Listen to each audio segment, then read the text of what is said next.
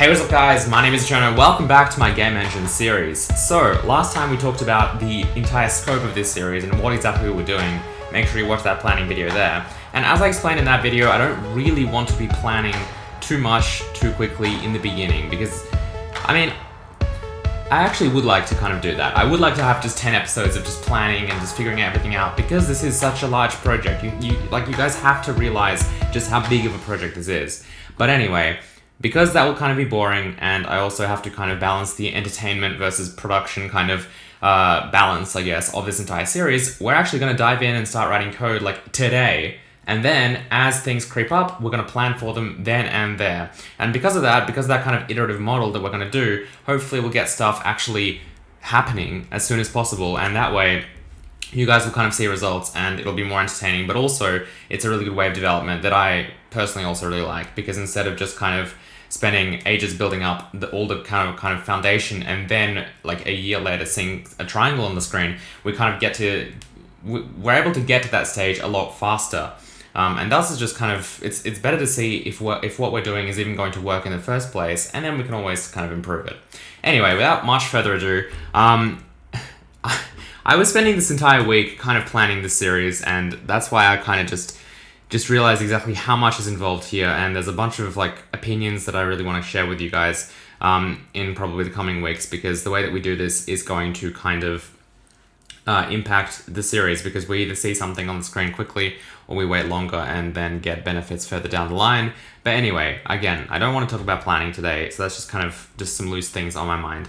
Today we're going to set up everything. So we're going to set up a GitHub repository, we're going to set up a Visual Studio solution and projects, we're going to set up the configuration for that to some extent, and we're going to just kind of link everything together and make a simple application that prints hello world to the screen, but it will be kind of structured and configured correctly for our actual game engine. So the question might be, well, okay, if you're going to make a GitHub repository, if you're going to make a Visual Studio solution, what are you going to call the engine? The engine is going to be called Hazel. Hazel engine. Don't ask me where I came up with that from. I kind of liked, I was going through various nuts or something at work, and there was like walnuts and hazelnuts and stuff like that, and I really liked hazelnut, and hazelnut might end up being like the level editor or some kind of component of it, but I just think Hazel is a really nice, simple name, and I don't think there's any other game engines called Hazel. So Hazel, that's the name of our game engine. Yay, congratulations. That's actually probably the hardest part, is coming up with the name. But anyway, now that we've done that, let's go ahead and make that repository. Okay, so here we have my GitHub account. It's just github.com/thecherno. Here it is, you can follow me here. What I'm gonna do is just make a new repository. I love the fact that I'm doing this in front of all of you guys. I'm gonna call it Hazel.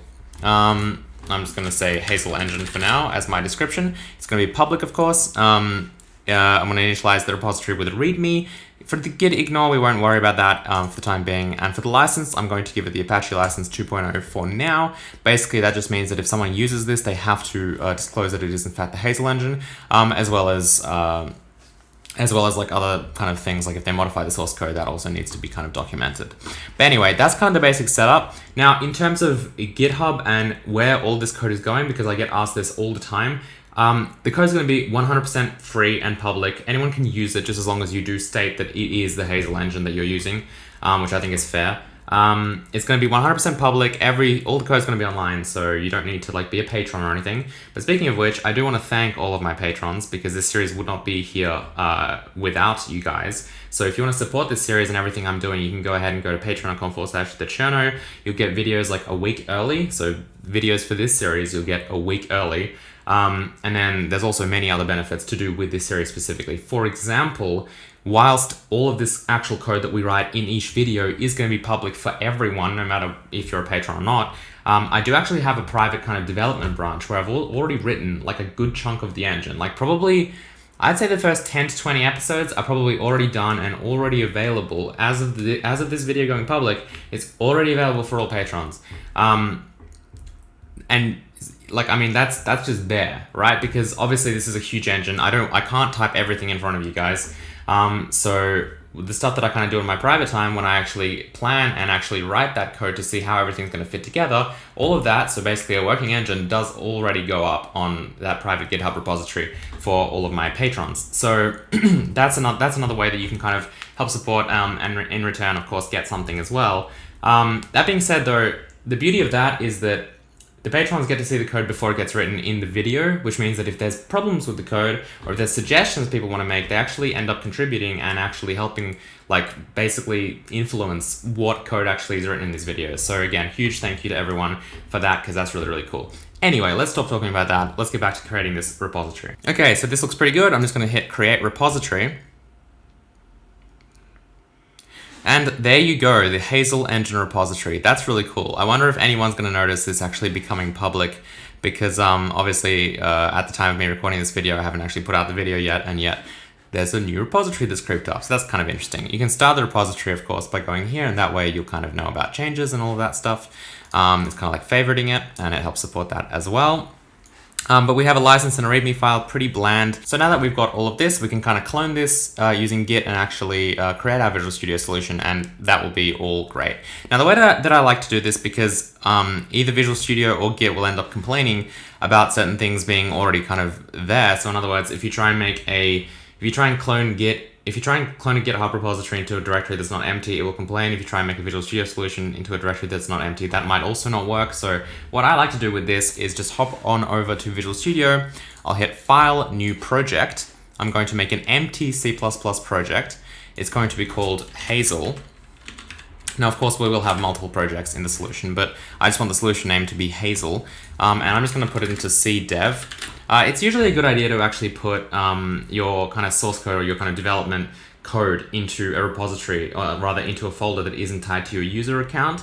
So in other words, I'm just doing C dev. It's not kind of, C users Jan Chernikov or whatever, nothing like that.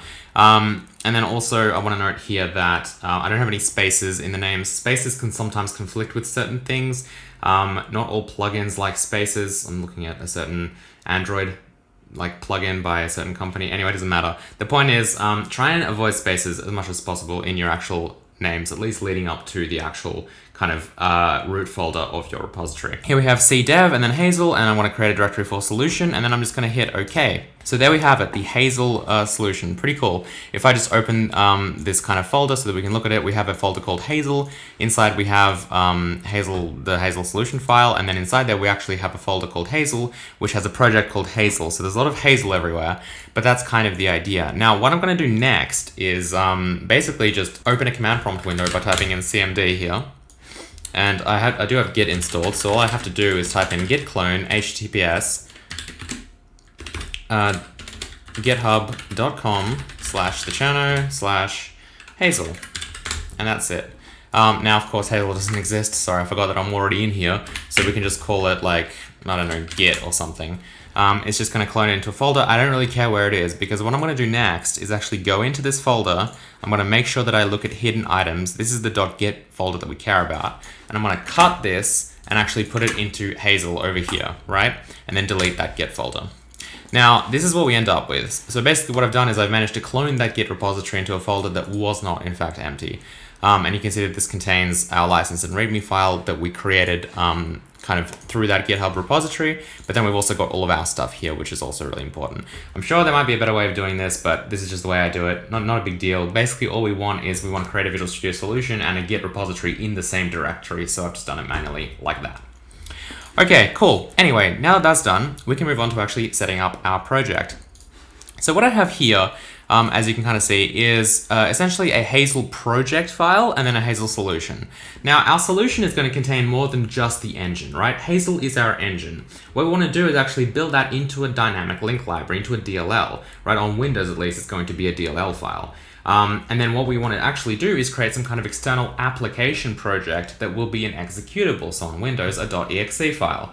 And then we want to actually link that engine into our exe file. Now, there's two ways of doing this primarily. You could use a static library or you could use a dynamic library. My C++ series has an excellent video about the differences between dynamic and static linking, and also all about dynamic and static libraries. So check that out if you're not sure what the differences are.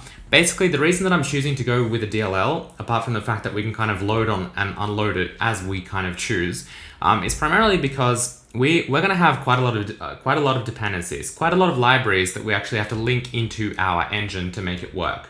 If we go with a static library, and we ignore the fact that you can kind of create fat static libraries, but that's kind of dodgy. So if you look at traditional static linking, basically what it means is that all of our dependent libraries that we actually have to link that into our game.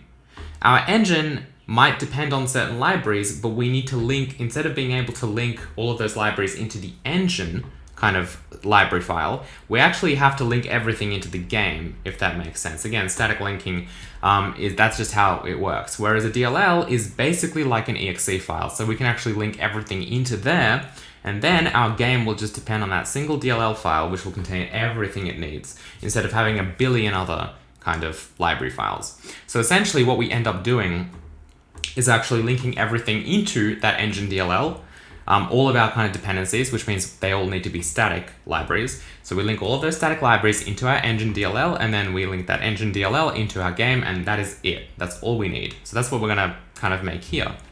So I'm gonna right click on Hazel, hit properties. These are our properties. Now, since we're here, let's talk a little bit about platforms and configurations. We have two kind of configurations to start off with, debug and release. We can make more further, kind of as time goes on, we'll make more. But platform is something that I want to particularly spend some time on, because if I go to the configuration manager here, we have two kind of solution platforms, x86 and x64. Now, I don't really want to support 32-bit because it's 2018, 32-bit is not something that I want to support. Maybe for legacy reasons, it might be a good idea. So I might re-add it back if people do make the case, or if someone really, really wants it.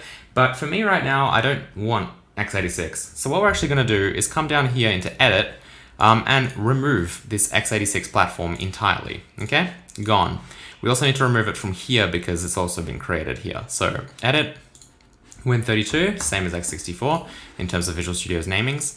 And then that's it, that's done. So this kind of keeps everything a lot cleaner. We've only got one platform now, x64, and then still two configurations, debug and release. Since we're configuring this, I'm going to go to all configurations. I'm going to change the configuration type. This is the big kind of change from exe to DLL, right? Dynamic library. That's a very important change because now, instead of this building an exe file, it builds a DLL. I'm going to keep the Windows SDK where it is, as well as the Visual Studio version at 2017, which is v141. So it's very important that you guys download Visual Studio. I do have a video on how to set up C++ on Windows. I suggest you watch that. I didn't want to spend today setting up and installing Visual Studio. I think you guys should be already pretty familiar with that. This is quite an advanced series, and if I start doing things like telling you how to install Visual Studio, we'll be here for decades. So please look at my other videos for kind of tips, I guess, also will help with setting up C++ in general. But that being said, Visual Studio 2017, we are going to primarily target C++ 17. So lots of modern kind of stuff there, and we definitely need Visual Studio 2017 for that support. So the two other things I want to set up here really are the output directory and the intermediate directory, because Visual Studio's default setup is not very good. If you kind of look at my video that I'll link up there, which is kind of the best way to set up C++ for Visual Studio projects, this is going to be kind of based on that, but I've changed a little bit. So really what we want to do is, this is all fine, but I kind of want to make a folder in the solution directory called bin. Everything's going to go there, everything. All of our binaries, all of our libraries, all of our kind of projects that we have in the solution, everything is going to go in bin. And I'm actually going to separate this by the actual configuration. So I'm going to say configuration, which means debug or release in this case, and then a hyphen or a dash, and then the platform. Okay, so this will be something like, in this case, debug, x64. I don't want to split this up into two different directories because I don't want like this massive folder hierarchy.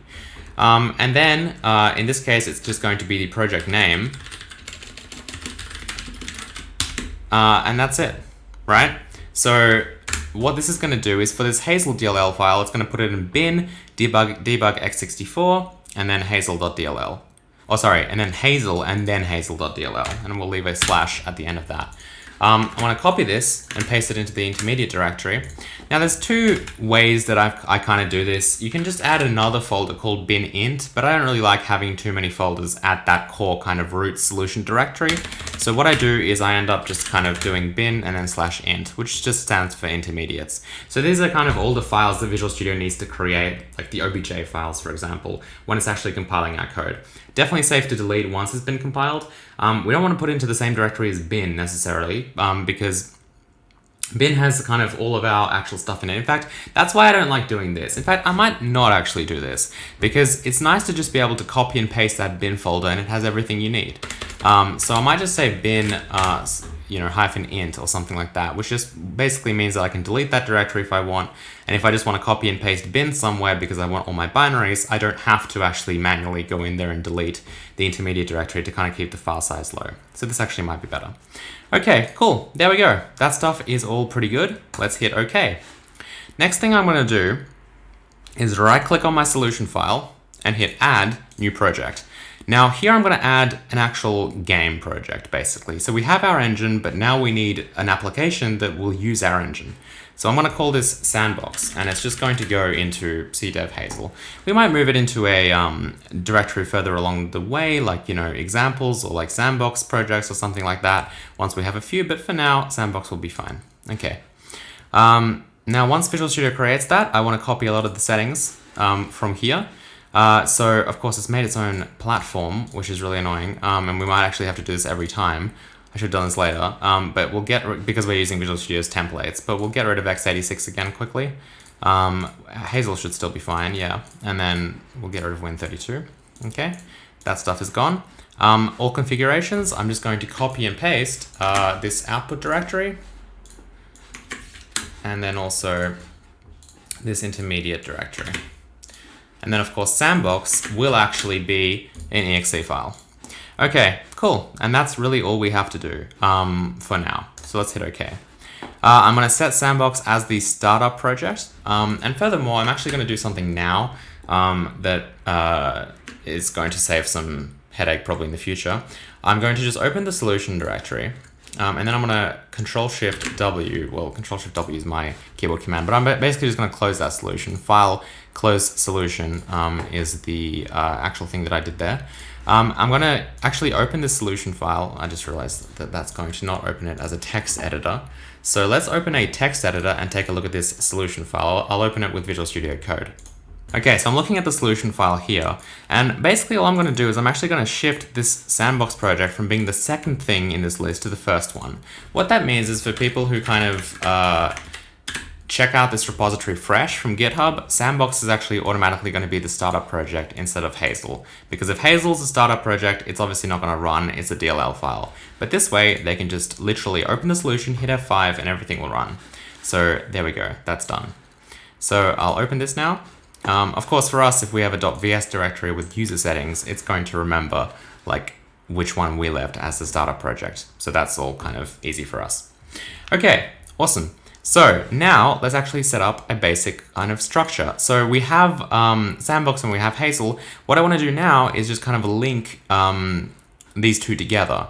So I'm going to right click on sandbox, go to add, and then reference. And then I'm going to add Hazel as my reference. What that means is that now when Hazel actually compiles and generates a static library file and a DLL file, this is going to actually link with that. So Hazel is going to be linked into Sandbox, but it's done for us kind of using Visual Studio's interface. If we right click and hit properties, go to linker, command line, and then look at debug, for example, you can see here that if we look through this command line, we have this line, right? Which says cdev hazel bin debug x64 hazel hazel.lib. Okay, so it automatically links for us that engine library file. Now you might be like, well, didn't we make it a DLL file? Why is it a lib file? It's because when we compile a DLL file in Visual Studio, it actually generates both. A lib file, which contains kind of every function that we've actually exported from the DLL file so that we don't have to manually actually load functions or symbols from the DLL file. And then it also generates that DLL file, which has the actual machine code and any other kind of link stuff as well. So that's why we basically can statically link against hazel.lib, but the DLL file is what we need for runtime. Okay, cool. Anyway, that's how that works. Looks pretty good to me. Let's hit OK. That is it. That's our project set up. Now, I'm going to quickly go over here to Hazel and hit the Show All Files button. I'm going to add a new folder called src, which will contain all of our source code. I'm going to do the same for Sandbox, making sure that we're on Show All Files mode, because we want to actually create that source directory on disk. And then over here, I'm just going to add a basic header file which is going to be called, like, literally I'm just going to test this out now because we're already at like 20 minutes. And I definitely want to save the actual code writing for next time. But I'm just going to make test.h and test.cpp. I'm going to write a basic function here, namespace Hazel, and then void print. I'm going to include test.h, namespace Hazel, void print. This is going to print f hello world. Or rather, let's just say welcome to Hazel Engine. That seems a bit more appropriate. We'll include stdio.h to get that printf function. And then what we need to do is actually decal spec DLL export that function. However, we are going to need to include it as well into Sandbox. So this is going to be a little bit rough because, again, I don't want to set this up properly. We'll set this up properly next time. We'll talk about DLL exporting and importing and how to actually get our library set up correctly with the Hazel API. So we'll talk about that next time. But for now, we'll simply DLL export that print function from here. We'll hit right-click build on the Hazel DLL. Now you can see that what's happened is if we go into the Hazel root directory, we have bin, we have debug x64, we have Hazel, and we have a Hazel DLL file and a Hazel lib file. So that DLL file is needed to actually run our code, but the lib file gets linked into Sandbox so that it knows which functions are available and where they are in the DLL. Let's hit new item in Sandbox. I'm going to call this application.cpp.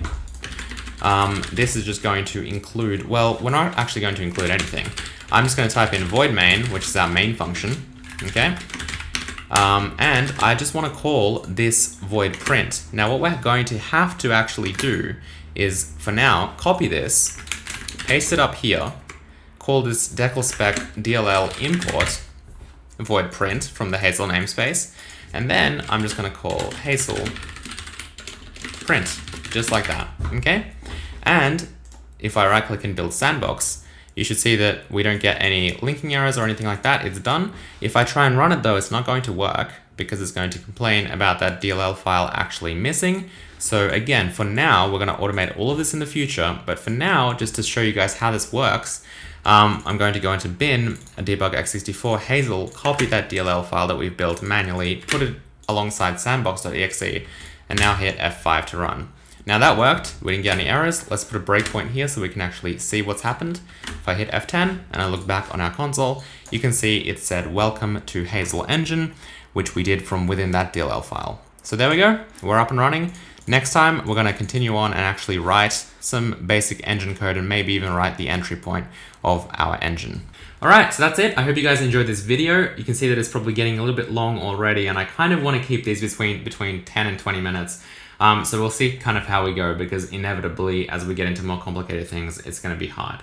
But everything that I kind of showed you here, even though at the end might seem like I kind of just took a few shortcuts to get stuff working, the reason I like doing that is because you actually see how things work, right? Instead of me kind of setting up automated steps that do everything for us, you can actually see what manually needs to be done so that when we do automate it, you know what's actually happening.